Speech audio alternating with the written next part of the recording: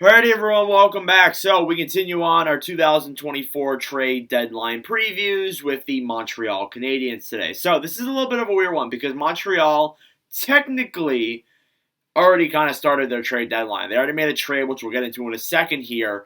But what is out of the question is whether or not they're going to be buyers or sellers. They will absolutely be sellers. It's a matter of how much are they going to sell necessarily. So as of right now, the time we're recording this video, they are currently 22, 25, and 8 for 52 points. They are 7th overall in the Atlantic Division. Obviously, there were points this year where this team actually looked pretty impressive and looked like they were a step ahead of the rebuild. But it's clear that they're not really. I mean, they might be doing better than we expected them to be, but they're not a step ahead. They're still in the selling stage, and they're still going to miss the playoffs this year.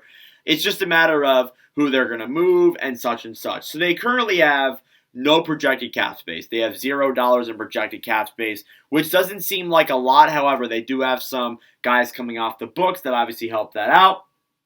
And obviously, too, they made the deal with Sean Monahan, which I'll put on screen right now, was overall a very good deal for this Canadiens team.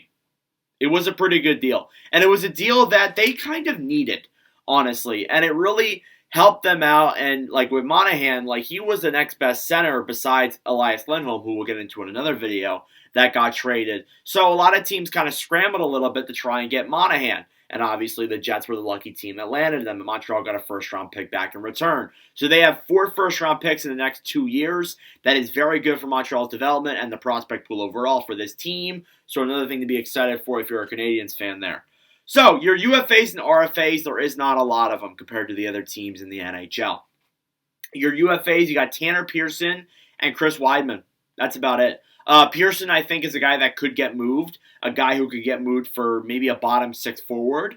He doesn't get paid a whole lot, so he could be a guy that, maybe gets traded. I mean, Weidman could too, but not really all big there in the rumor mill, so I wouldn't expect him to get moved, if I'm being honest. But yeah, not a whole lot of UFAs or RFAs there for Montreal. Your RFAs, you got Jesse Alonen and Arber Xhekaj. There actually were rumors that Arber Xhekaj could get traded. I think I do have him down here on my list of guys that might get moved.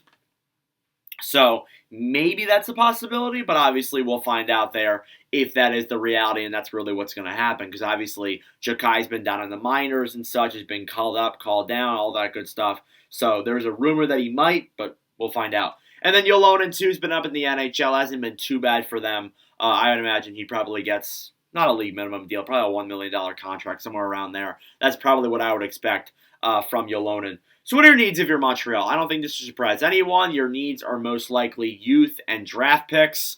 When you're a rebuilding team, that is usually what you get, mainly, is rebuilding, all that stuff. And then obviously, too, maybe they take on some bad contracts. Maybe there's a team that needs to flip a bad contract to make another big deadline move. Maybe Montreal's the one that helps them out with that because obviously this team's still about 2 more years away from actually starting to contend. So obviously that's going to play a factor. Your movable pieces, there's plenty of them. We got Tanner Pearson as a guy that I already mentioned.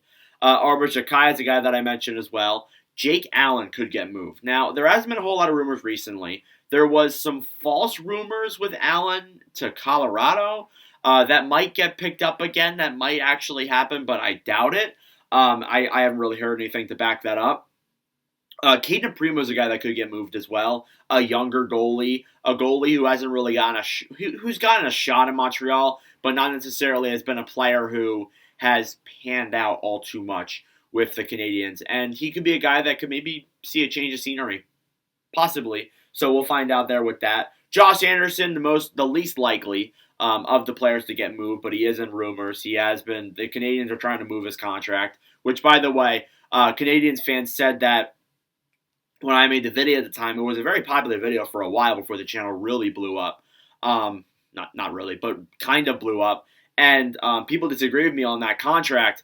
Look who's right now. That's all I'm going to say.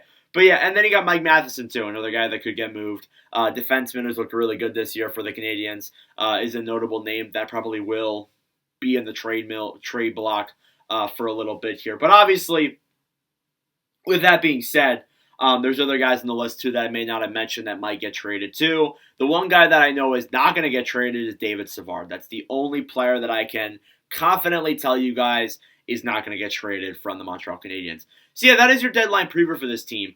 There isn't a whole lot to really talk about. They're kind of a rebuilding team. Obviously, you may want to get some youth and picks in there. You want draft picks, though. That's the main thing you want. You don't want guys who are, you obviously don't want to buy in because at this rate they're not going to make it. They kind of lost a lot. They've lost a lot of games here that kind of not really put them out of the race, but have made them fall behind some of the other teams. They can absolutely still make it, but obviously the odds are not in their favor. So anyways, let me know your thoughts in the comment section down below on the Montreal Canadiens and their overall trade deadline. What could it look like? But anyways, thank you all for watching, and I'll see you guys in the next video. Adios.